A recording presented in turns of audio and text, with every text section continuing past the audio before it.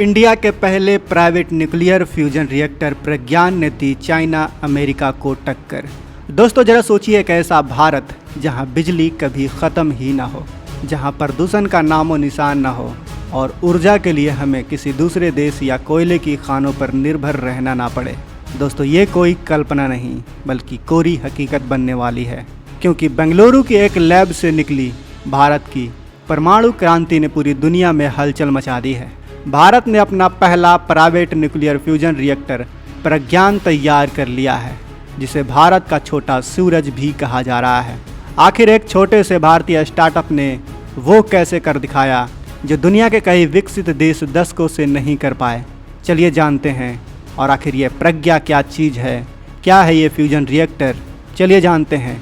लेकिन दोस्तों वीडियो में आगे जाने से पहले आपकी और हमारी जिम्मेदारी है कि हमारे वैज्ञानिकों ने जो कारनामा कर दिखाया है ना, उसे हम और भी सभी भारतीयों के साथ शेयर करें। इसलिए इस वीडियो को लाइक करें, शेयर करें और कमेंट बॉक्स में गर्व से जय हिंद जरूर लिखें, क्योंकि जय हिंद कहना हम सब के लिए गर्व की बात है। दोस्तों प्रज्ञा का मतलब है बुद्धि, और यह नाम इसे बिल्कुल सही दिया गया है, क्योंकि तकनीकी भाषा में इसे कॉम्पैक्ट लो एक्सपेक्ट रेशियो टेका मक कहा जाता है। समझने वाली बात यह है कि टेका मक एक डोनट के आकार का वैक्यूम चैम्बर होता है, जिसके अंदर गैस को करोड़ों डिग्री सेल्सियस तक गर्म करके प्लाज्मा बनाया जाता है और इस प्लाज्मा को शक्तिशाली चुंबकीय क्षेत्र के जरिए हवा में टकरा कर रखा जाता है। जब इसके अंदर परमाणु आपस में टकराते हैं तो वैसी ही ऊर्जा पैदा होती है जैसी सूरज के भीतर पैदा होती है। दोस्तों इसकी सबसे बड़ी खासियत यह है कि इसका आकार सिर्फ 0.4 मीटर का रेडियस है, जो इसे दुनिया के सबसे छोटे रिएक्टरों में शामिल करता है। इसका मैग्नेटिक फील्ड 0.1 टेस्ला है और प्लाज्मा करंट 20 से 25 किलो एम्पियर तक जाता है। जहां फ्रांस का विशालकाय ITR रिएक्टर 6.2 मीटर का है, वहीं भारत का प्रज्ञा अपनी कॉम्पैक्टनेस से दुनिया को चुनौती दे रहा है। इस प्रोजेक्ट के पीछे है बेंगलुरु की डीप टेक स्टार्टअप प्रोनस फ्यूजन, जिसने साबित कर दिया है कि भारत के युवा सिर्फ सॉफ्टवेयर नहीं बल्कि हार्डकोर साइंस में भी दुनिया को लीड कर सकते हैं। आपको बता दूं दोस्तों कि मई 2025 में जब दुनिया आर्थिक उतार चढ़ाव से जूझ रही थी, तब एक एंजल इन्वेस्टर ने इस विजन पर भरोसा जताते हुए फंडिंग दी और इस पैसे का एक एक पैसा प्रज्ञा को बनाने में लगाया गया। इस प्रोजेक्ट की खासियत यह रही कि प्रानोस फ्यूजन के साथ साथ IISc और JNCASR के वैज्ञानिकों ने भी कंधे से कंधा मिलाकर काम किया। इस ब्रेक थ्रू के पीछे 3 बड़ी वजह रहीं।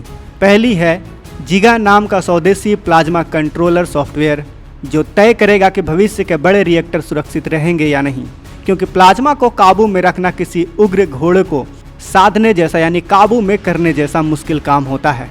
अगर जरा सा भी प्लाज्मा को कंट्रोल करने में परेशानी हुई, गड़बड़ी हुई, तो फिर लेने के देने पड़ सकते हैं दोस्तों, क्योंकि ऐसा धमाका होने का खतरा बना रहता है कि जैसे न्यूक्लियर विस्फोट हुआ हो।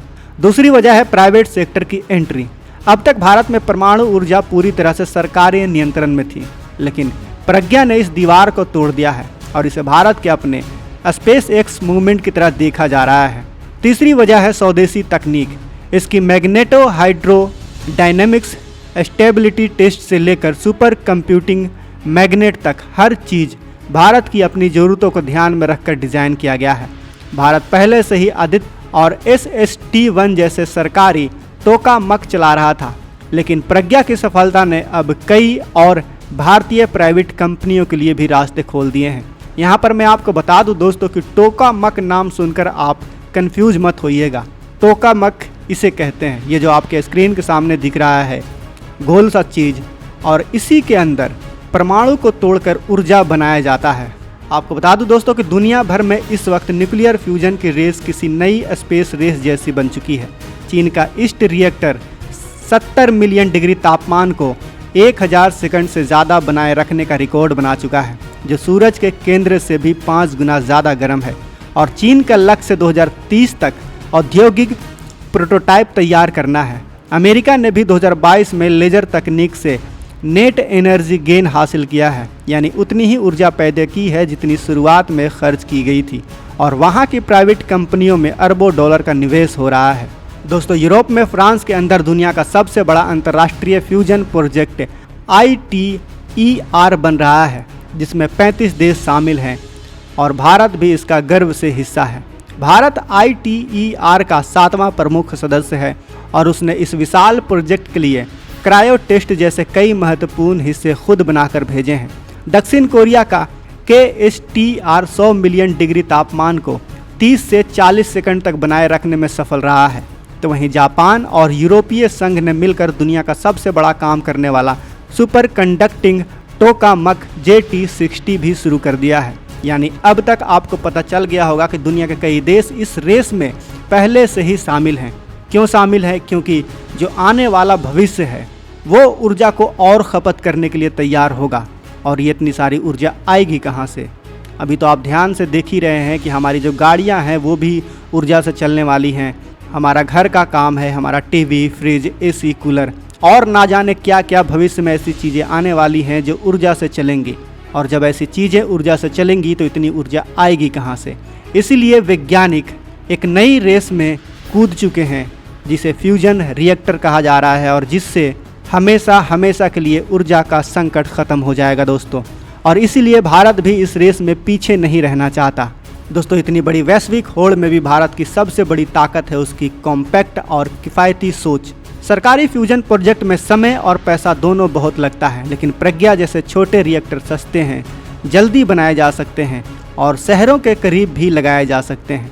बेशक अभी प्रज्ञा कल से बिजली देना शुरू नहीं करेगा, ये बात बिल्कुल सच है दोस्तों, लेकिन हकीकत यह है कि कभी भी कोई भी चीज़ अचानक से नहीं होती।